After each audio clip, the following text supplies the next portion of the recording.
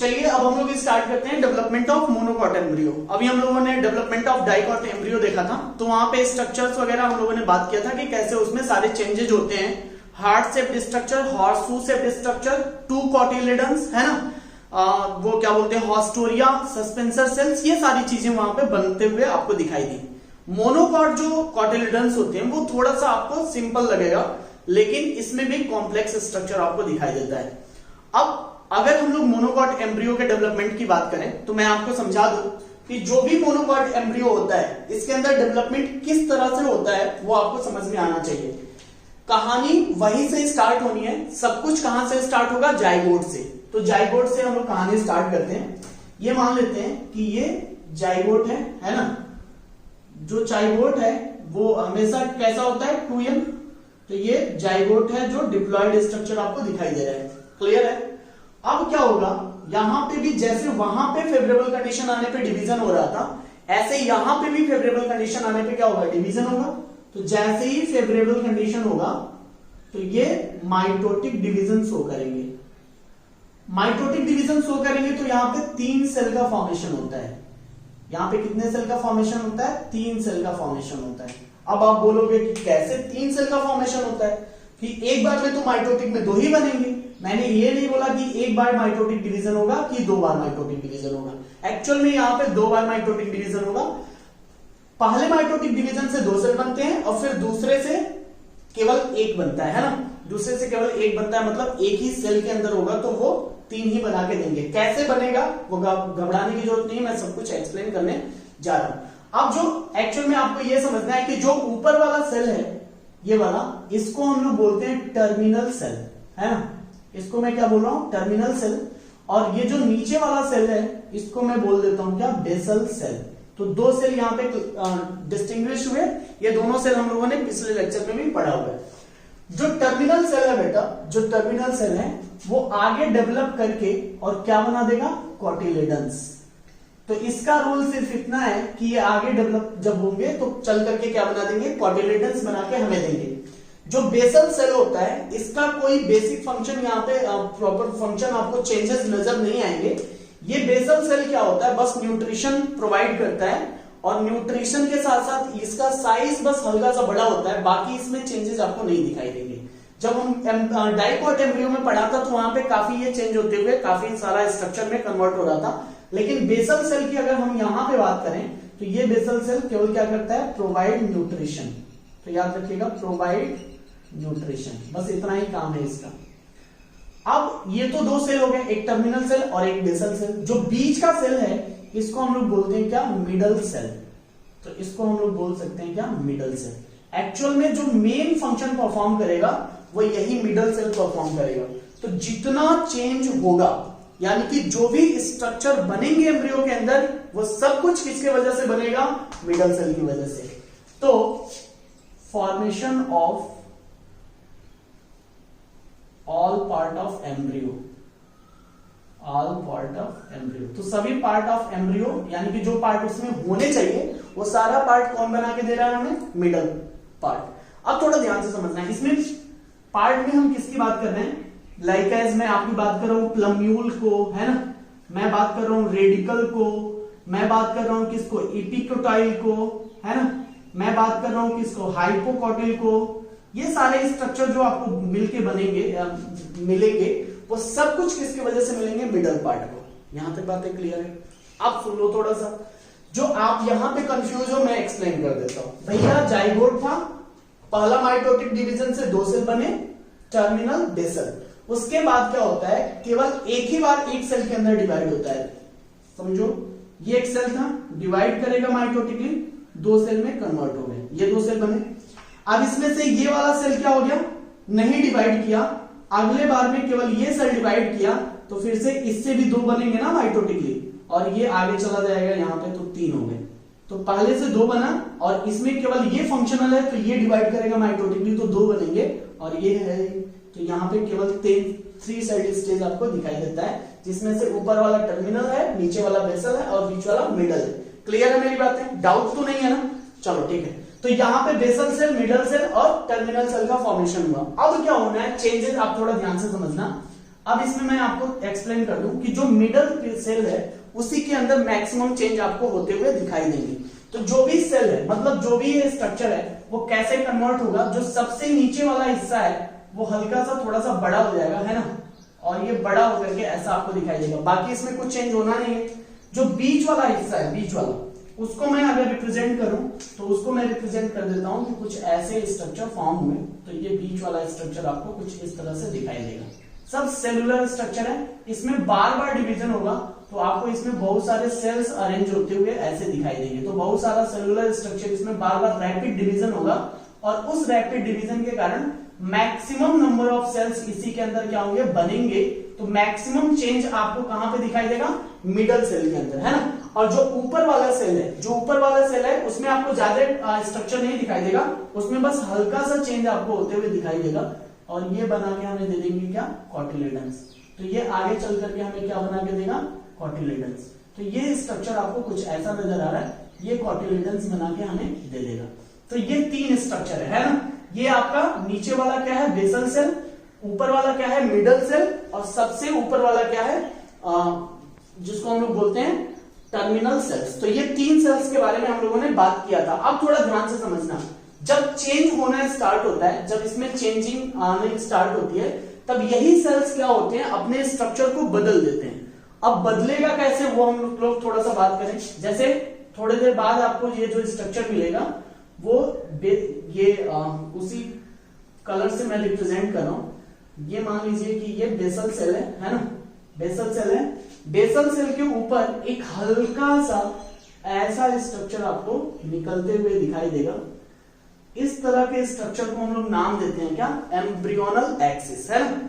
ये embryonal axis है, और यहां पे हल्का सा एक स्ट्रक्चर आपको दिखाई देगा, पॉइंट, बस हल्का सा पॉइंट दिखाई देगा। इसको हम लोग बोलते हैं क्या, सस्पेंसर। तो ये देख लो कितना माइन्यूट फॉर्म में सस्पेंसर यहाँ पे आपको दिखाई दे रहा है। क्लियर है बेटा। जबकि वहां पे काफी 7 to 10 सस्पेंसर्स आपको अरेंज होते हुए नजर आते थे। इसको हम लोग बोलते हैं क्या, एम्ब्रियोनल एक्सिस। अब इसमें 2 पॉइंट है। यहां पे जो चेंज होता है ना, यहां पे जो चेंज होता है ये है बेटा रेडिकल वाला पार्ट, और यहां पे जो पार्ट प्रेजेंट है इसको हम लोग बोलते हैं प्लम्यूल। तो ऊपर का जो चेंज होगा वो बताएगा क्या, प्लम्यूल को। तो इसको नाम दिया जाता है कॉलियोप्टाइल। ये नाम याद रखना, यहां पे टर्म यूज होता है कॉलियोप्टाइल। जो ऊपर प्लम्यूल को प्रोटेक्शन प्रोवाइड कर रहा है, ये क्या है, प्लम्यूल। और जो नीचे की तरफ आपको दिखाई दे रहा है, इसको हम लोग बोलते हैं क्या, रेडिकल। इसको बोलते हो क्या, रेडिकल। और इसको प्रोटेक्ट जो करता है इसको बोलते हो कॉलियोराइजा। तो यहाँ पे 2 टर्म हमने बोला, कॉलियोराइजा और कोलियोप्टाइल। कोलियोप्टाइल का लोकेशन और कोलियोराइजा का लोकेशन दोनों अच्छे से याद रखिएगा। अब थोड़ा सा याद रखना कि यहां पे ये जो ऊपर वाला पोर्शन है, ये हल्का सा क्या होता है, ऐसे स्ट्रक्चर फॉर्म करता है ना। एक हल्का सा ऐसा स्ट्रक्चर फॉर्म करता है। ये जो बना है ये क्या है, सिंपल कॉटिलेडन्स। यानी कि ये क्या कहलाता है, सिंपल कॉटिलेडन। ये कॉटिलेडन्स कहलाते हैं, सिंगल कॉटिलेडन्स यहाँ पे आपको दिखाई दे रहा है। अब जहां से ये एराइज होते हैं, ये जो जहां से एराइज होते हैं, इसको हम लोग नाम देते हैं कॉटिलेडनरी नोड। बेटा याद रखना, इसको हम लोग नाम देते हैं कॉटिलेडनरी नोड। तो कॉटिलेडनरी नोड वह पॉइंट, वह जंक्शन है जहां से कॉटिलेडन्स एराइज होते हैं। क्लियर। अब इस कॉटिलेडनरी नोड के ऊपर जितना आपको स्ट्रक्चर दिखाई देगा वो कहलाएगा क्या, इपिकोटाइल, है ना। तो इसके ऊपर का ये स्ट्रक्चर कहलाएगा इपिकोटिल, और इसके नीचे वाला ये जो स्ट्रक्चर है ये कहलाएगा हाइपोकोटिल। बस आपको रिप्रेजेंटेशन समझना है बेटा, है ना। तो इपिकोटिल का लोकेशन ऊपर से है, कॉटिलेडनरी नोड के ऊपर है, और हाइपोकोटिल का लोकेशन कॉटिलेडनरी नोड के नीचे है।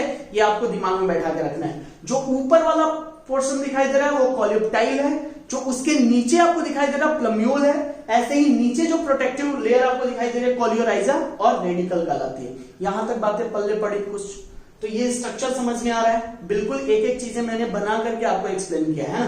तो ये स्ट्रक्चर आपको दिखाई देगा। अब थोड़ा ध्यान से समझना है, यही जब स्ट्रक्चर क्या होता है, चेंज होता है, तो चेंज होने के बाद इसमें कुछ स्ट्रक्चर फॉर्म होते हैं। अब यहां पे एक चीज मैं बता दूं कि ये जो आपको इसी स्ट्रक्चर को मैं दूसरा यहां पे बना के आपको दिखा देता हूं, ताकि ये थोड़ा सा कॉम्प्लेक्स फॉर्म पे हो गया है, आप ऐसे समझ लो। ये मान लो बेटा बेसल सेल है ना, एक बार और सुनो, ये बेसल सेल है ना। बेसल सेल से मैंने बोला कि एक स्ट्रक्चर एराइज होता है जिसको हम लोग बोलते हैं क्या, एम्ब्रियोनल एक्सिस। इस एम्ब्रियोनल एक्सिस से यहां पे मैंने बोला था कि यहां पे क्या प्रेजेंट है, सस्पेंसर सेल। यहां पे अंदर की तरफ जो प्रेजेंट है उसको बोलते हो रेडिकल, और रेडिकल को प्रोटेक्ट करता हुआ लेयर कोलियोराइजा। क्लियर है। यहां पे स्ट्रक्चर क्या है, प्लम्यूल। प्लम्यूल को प्रोटेक्ट जो कर रहे हैं उसको हम लोग बोलते हैं क्या, कोलियोप्टाइड। ये स्ट्रक्चर समझते चलो, ये बेसल सेल है ना। अब यहां से मैंने बोला कि एक स्ट्रक्चर एराइज होता है जिसको हम लोग बोलते हैं क्या, इसको बोलते हो कॉटिलेडन्स। तो ये सिंगल कॉटिलेडन्स आपको कुछ ऐसा दिखाई देगा, ध्यान से सुनना, बहुत इंपॉर्टेंट पॉइंट है ना। जिस एक्सिस से वो डिवाइड करके बना है, इस एक्सिस को हम लोग नाम देते हैं क्या, कॉटिलेडनरी नोड। तो इसको मैंने बोला है कॉटिलेडनरी नोड। क्लियर है ना।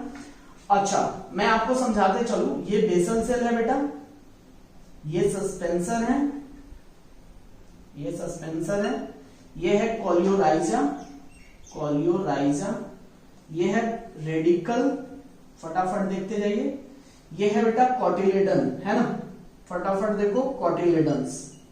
क्लियर है ना। ये एम्ब्रियोनल एक्सिस यानी कि कॉटिलेडनरी नोड के ऊपर जो कुछ भी है वो रिप्रेजेंट कर रहा है किसको, ये रिप्रेजेंट कर रहा है एपिकोटिल को, है ना।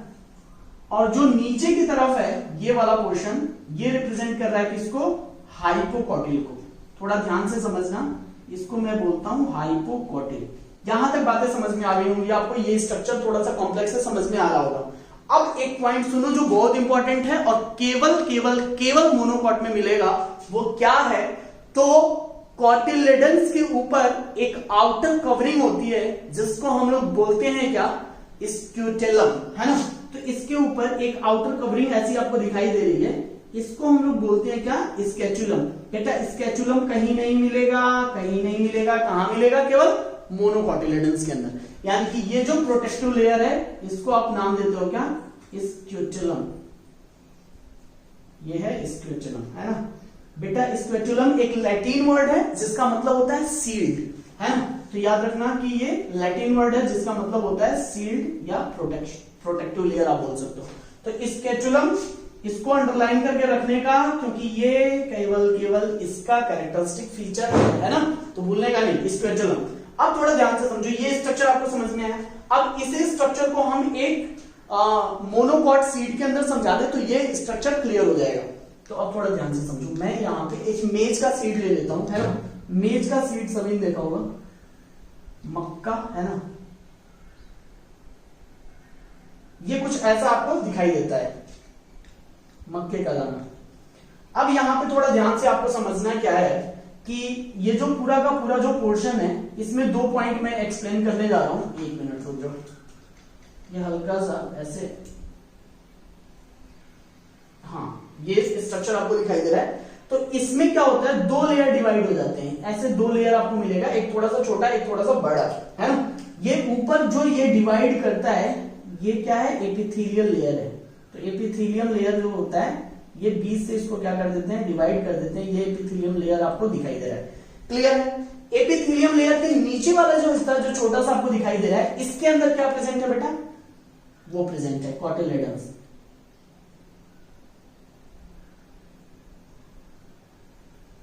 ये स्ट्रक्चर यानी कि एम्ब्रियो जो स्ट्रक्चर है, एम्ब्रियोनल स्ट्रक्चर, वो आपको दिखाई देगा कहां पे, यहां पे। तो ये एम्ब्रियो है जो नीचे वाले हिस्से में आपको दिखाई देता है। दूसरा जो पार्ट होता है, इसके अंदर 2 लेयर आपको दिखाई देंगे। एक जो डिवाइड करके एक बाहर का लेयर बनाता है जिसको हम लोग बोलते हैं एंडोस्पर्म, है ना। तो ये पूरा का पूरा एंडोस्पर्म वाला लेयर है। इसके अंदर एक प्रोटीन मिलता है, एक स्पेशल प्रोटीन मिलता है, इसको हम लोग प्रोटीन लेयर के नाम से ही जानते हैं। तो लिख लो इसको, कौन सा लेयर है, प्रोटीन लेयर। और ये जो प्रोटीन लेयर होता है, इसके अंदर जो प्रोटीन भरा होता है उसका नाम है बेटा एल्यूरोन, इसका नाम है एल्यूरोन। तो एल्यूरोन लेयर यहाँ पे, एल्यूरोन प्रोटीन यहाँ पे भरा होता है मेज के अंदर। आपसे ये क्वेश्चन पूछ सकता है। और अंदर की तरफ भरपूर मात्रा में स्टार्च मिलेगा, है ना। तो अंदर की तरफ ये पूरा का पूरा स्टार्ची लेयर बोला जाता है। तो यहाँ पे क्या आपको मिल रहा है, स्टार्च मिल रहा है ना। तो इसीलिए इस लेयर को हम लोग नाम देते हैं क्या, स्टार्ची लेयर, स्टार्ची लेयर।